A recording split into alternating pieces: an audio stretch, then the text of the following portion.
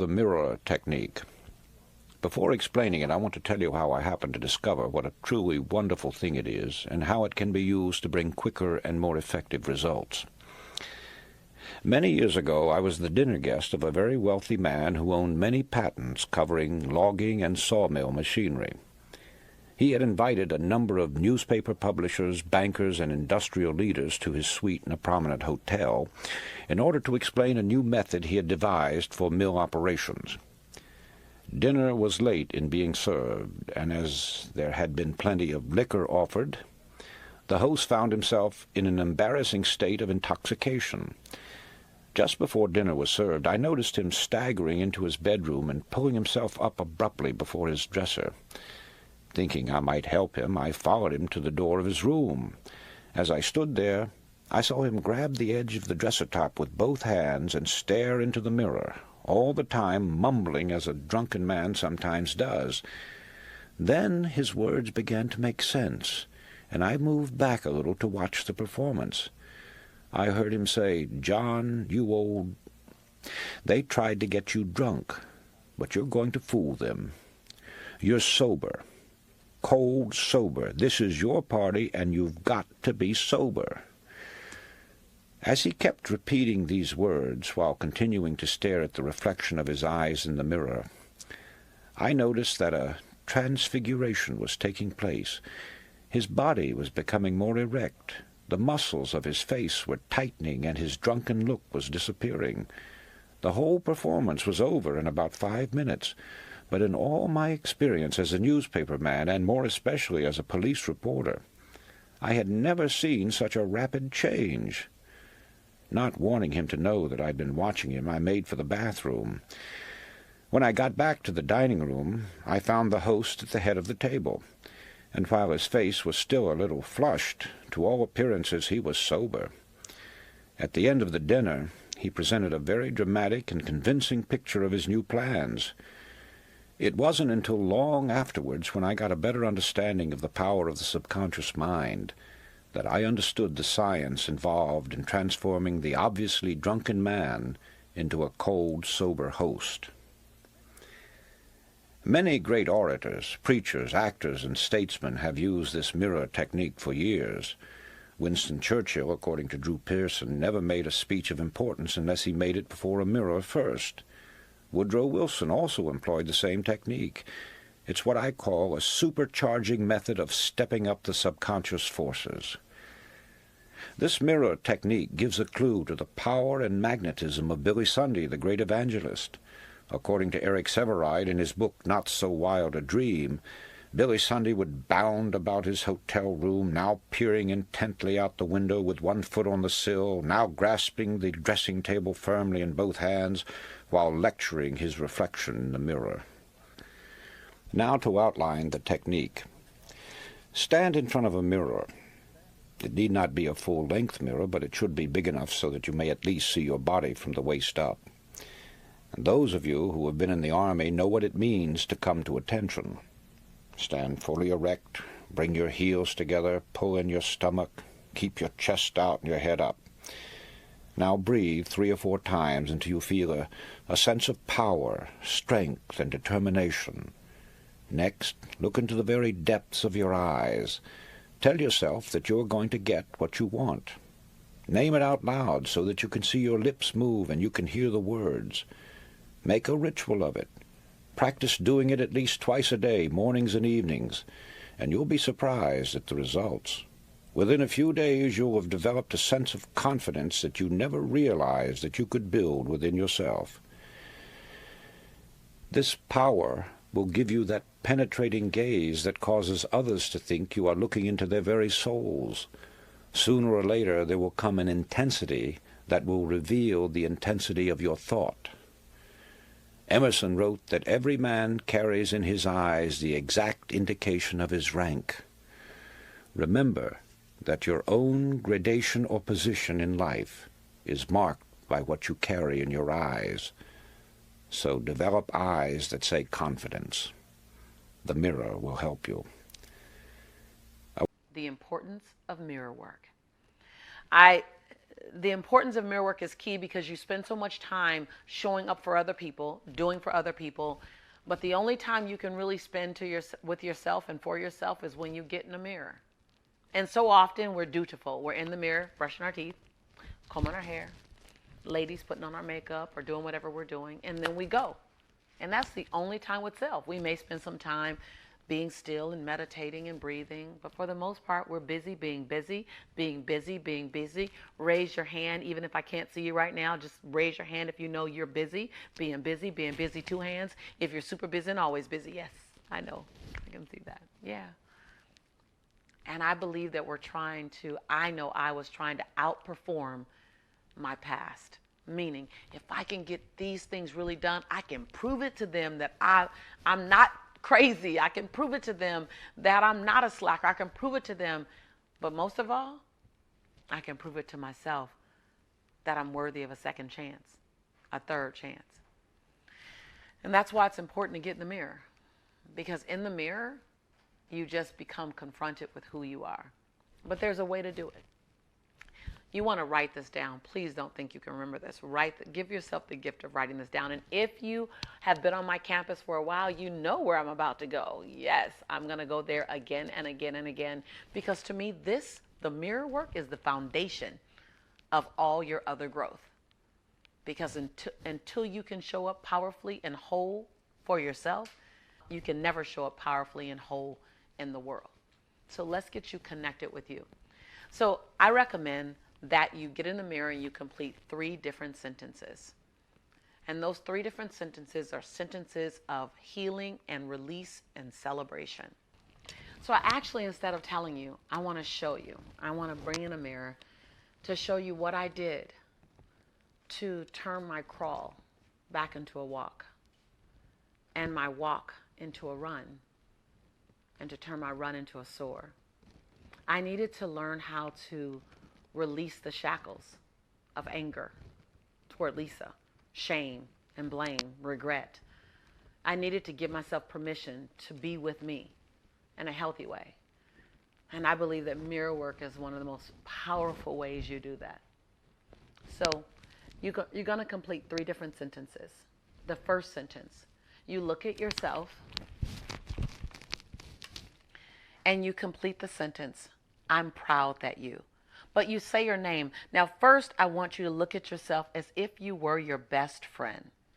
Because you'll look at your best friend with more compassion, more grace, more ease than what you normally look at yourself with. When you look at yourself, you have judgment, ridicule. You're judging your skin, you're judging your eyes, you're judging your decision. But when you're looking at a friend, wanting a friend to feel connected, then you look at your friend with love. So the first sentence is, I'm proud that you. You say your name. Lisa, I'm proud that you. And the first thing that I could be proud of was simply that I got out of bed that day. Lisa, I'm proud that you got up today. Lisa, I'm proud that you got the courage to get in the mirror again.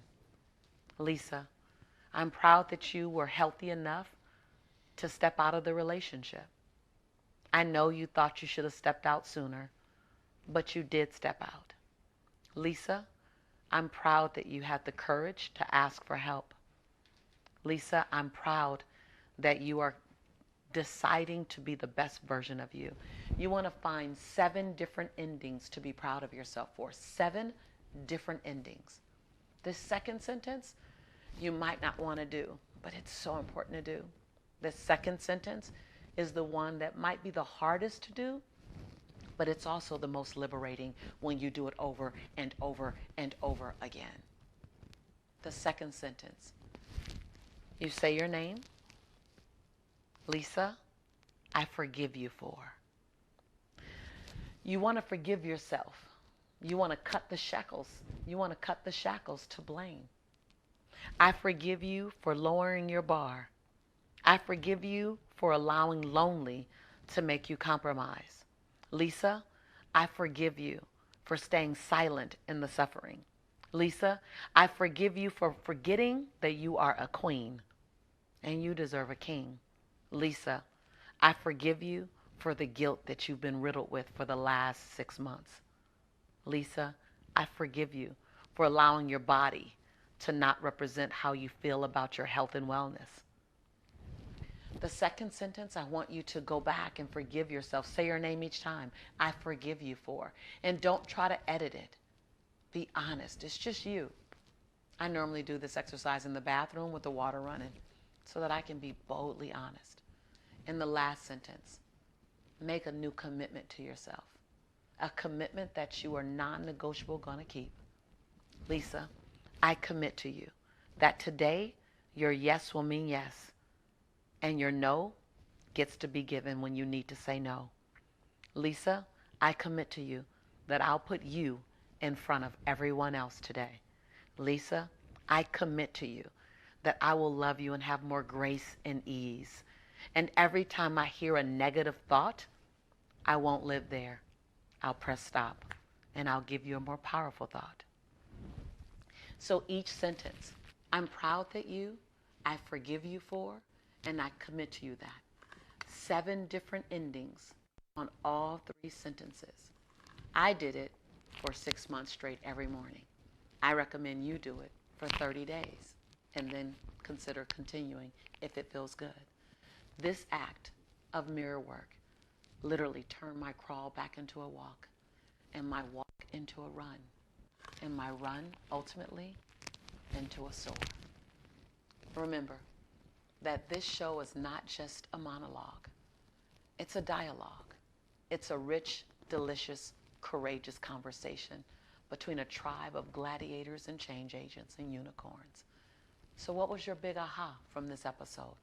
What did you need to hear? Bigger than that, what are you willing to do as a result of this episode? Please leave me a comment below. Matter of fact, I want you to send me a picture. If you decide you're going to take on the mirror work, I want you to send me a picture of you standing next to the mirror, and I'll know what that means. That means you're in. Be sure to subscribe and look out for more amazing, delicious content in the future. After all, this is your home. You probably already can tell. We're your tribe. You might have already known that. And I'm your sister in prosperity and in possibility. And every time I say that I believe in you and I love you, it's not for lack of other words. It's because I do. I'll see you soon. Welcome back to another video. My name is Abby, and today we're talking about how to use Neville Goddard and the mirror technique. If you're new to this channel and you want more videos like this one, all you gotta do is click subscribe so you don't miss future videos. And if you like this video, a great way to support this channel is to simply hit that like button. It really helps spread this information and let me know you like this content. So let's get back to our video. Neville Goddard and the mirror technique, and how you can use these two things synonymously and to build momentum to get the changes that you want to see in your life. Let's start with the mirror technique just to make sure we're all on the same page. What the mirror technique is basically as simple as if you're looking into a mirror. You look into it and you're smiling, that mirror is going to reflect that smile. If you wave, the mirror is going to reflect that wave. You would not wait for the mirror to change and then you change your behavior. You know that whatever you're doing, if you're smiling, if you're looking confused, whatever it is, the mirror is only reflecting you. You are the cause to that effect. You don't wait for the mirror to change. The mirror is not the cause to your effect. You are the origin. So if you look at that in your life right now and look whatever it is, whether the changes are wanting to be from abundance, whether it's about your career, whether it's about your romantic life, realizing that you are the origin. Whatever you think about yourself, whatever you feel about yourself to be true, what your subconscious has absorbed and is now looking to objectify, that what you see on your outside world is the effect. You are the cause and it is the effect. It is reflecting back to you how you feel about yourself, what you think to be true.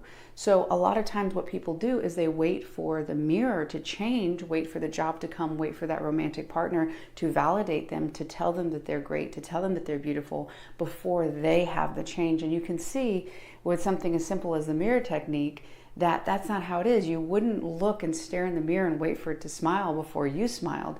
You have to smile before you see that reflected back in the world. And if you've watched other of my videos, one of the reasons for this is the electromagnetic signature that you're actually sending out into the quantum field. And that signature is made up of the electrical charge, which is your thoughts, and the magnetic part, which is your feelings. So a strong intent with a very powerful, elevated emotion is what you're going to send out.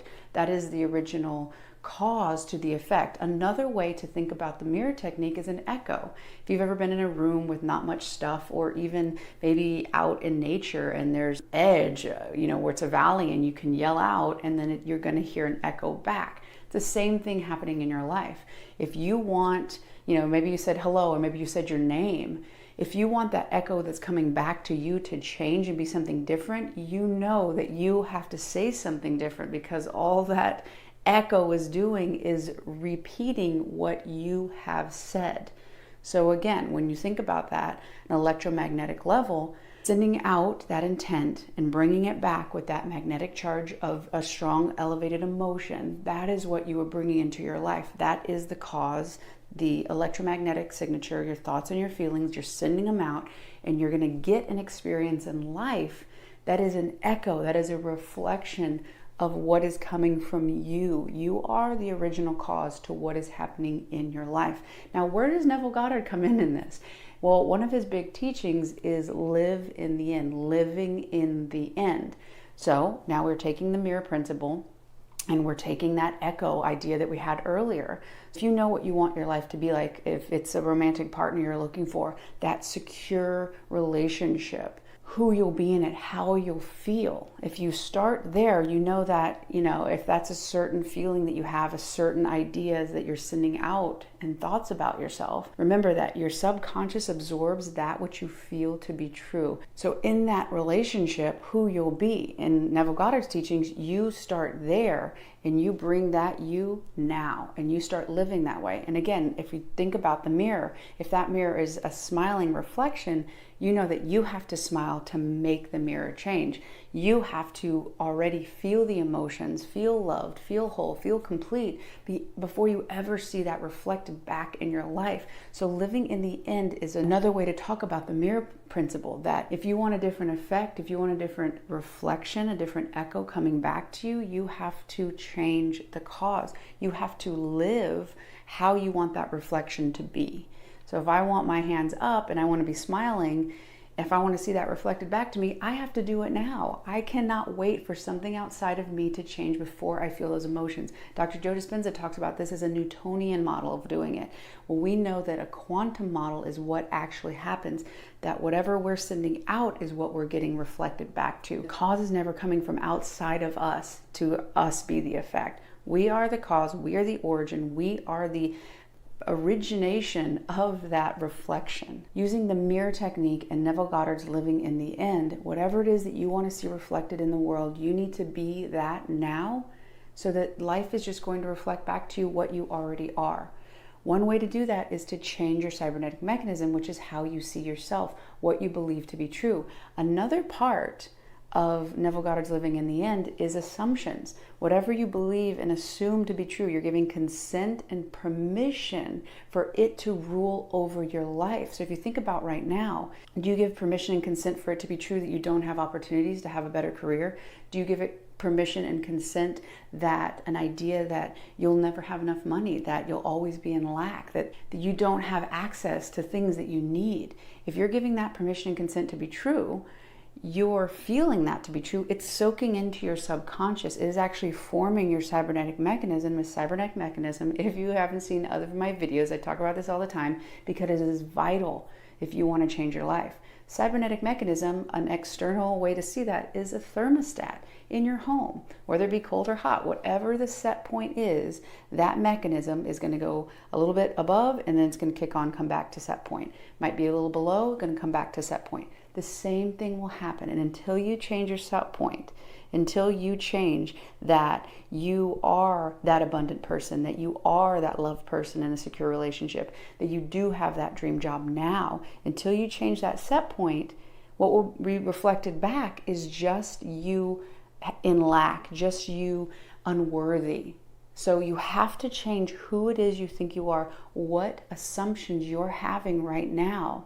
Change those, and the reflection will automatically change, because what you're sending out on an electromagnetic level is going to be changed. Therefore, if I was standing in a mirror and I was smiling, what I'm going to see back is a reflection of the smile. This is the cause, that is the effect. Whatever it is that you think about yourself inside your cybernetic mechanism, whatever it is your subconscious is believing, it will objectify. It will see that reflection back coming out, because the origin is you. You are the origin. You hold the power. You hold the power to change the cause. How you're thinking and how you are feeling is what is going to be the most powerful part of this. Because as you change how you're thinking and how you're feeling, you're going to be changing what it is that's going to be able to be reflected back. Because you're starting to change the cause, you're starting to change the origin, so that that reflection, that echo that you get back from the universe is equal to that which you think about yourself. The biggest thing about this, to take power and to have it to your advantage, is to start being aware. Who do you think you are, and how are you feeling throughout the day? Whatever it is, that dominant feeling and those dominant thoughts, you think between 60 to 80,000 thoughts a day. Every time you think a thought, your body releases a chemical. You can actually become addicted to how you're thinking, even if it's worry and lack and fear. What is it that you're addicted to right now? What are your dominant thoughts that you're thinking throughout your day? As you begin to bring awareness to that, then you get to see who it is you have been being, so that you get to change and become what it is and who it is that you want to be. You are the cause to the reflection and the effect that you see in your life. The more you take responsibility, you have the ability to respond to that, you get to change it. I really hope you've enjoyed this.